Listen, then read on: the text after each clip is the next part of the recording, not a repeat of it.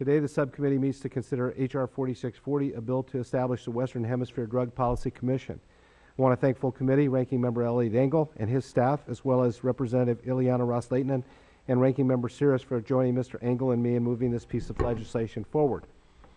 We've learned in recent subcommittee hearings that transnational criminal organizations and narcotics traffickers continue to operate with impunity throughout the Western Hemisphere region and have become increasingly sophisticated and violent. The United States has partnered with Mexico as well as Central American and Caribbean countries to build capacity for those governments to deal with the grave security situation. Through the Merida Initiative, Central American Regional Security Initiative, and Caribbean Basin Security Initiative, we've been helping to give these partner countries the tools they need to confront the scourge of these transnational criminal organizations. We need to do all we can to confront this threat, particularly because this violence is happening right at our doorstep.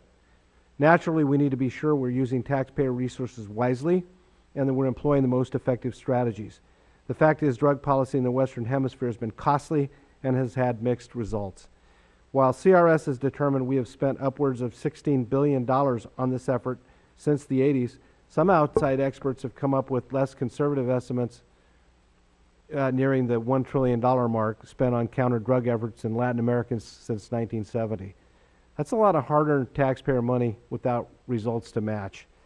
This bill will mandate a commission to determine what has worked, what hasn't, what needs to be done going forward. That's common sense. I have included an amendment that places a firm limit on spending for this commission, not to exceed $2 million provided in the bill. This is a small investment to determine our best practices going forward to ensure that future U.S. taxpayer funds are realizing the results that they were intended. Thank you again, Ranking Member Engel, for your work on this issue. It's time to get this effort right, not only for the security of our country and communities, but for the taxpayer and those tasked with leading the fight. And I now recognize Mr. Engel for his remarks.